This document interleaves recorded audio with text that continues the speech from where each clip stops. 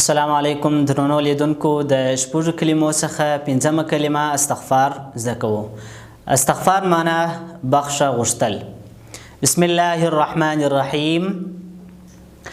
استغفر الله ربي استغفر الله ربي من كل ذنب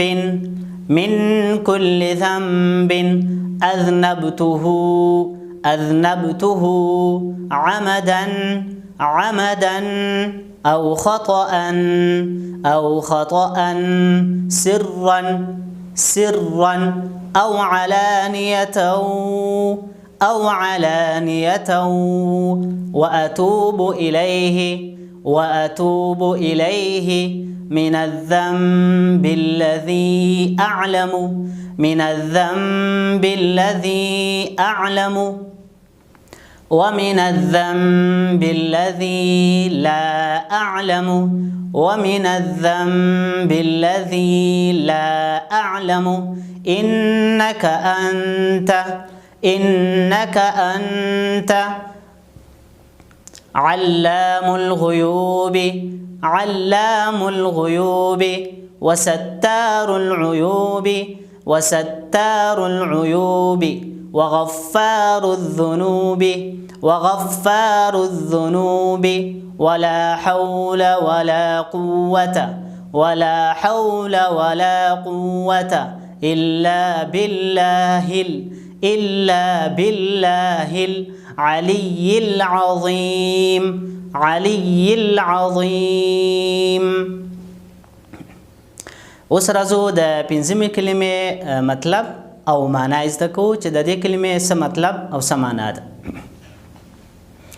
استغفر الله ربي زه بخښنه غواړم د الله جل جلاله څخه چې زما رب دی. من كل ذنب د ټولو ګناهو اذنبته چې ما کړي دي عمدا په قصد سره او خطأ او یا په خطا سره سرا په پټه سره او علانیه او یا په ښکاره سره وأتوب إليه او زه توبه کاږم من الذنب الذي أعلم د هغه ګناهو څخه چې زه خبر یم ومن الذنب الذي لا أعلم او د هغه ګناهو څخه توبه کاږم چې زه نه یم خبر.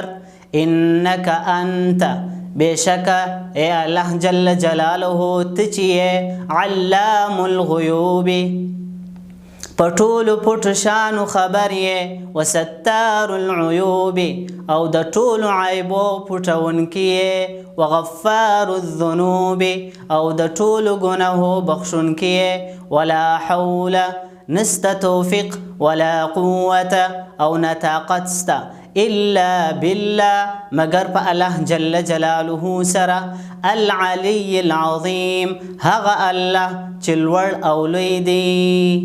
مننه. teachteam.online ستاسو د خوښې زده کړې ستاسو په خپل کور کې.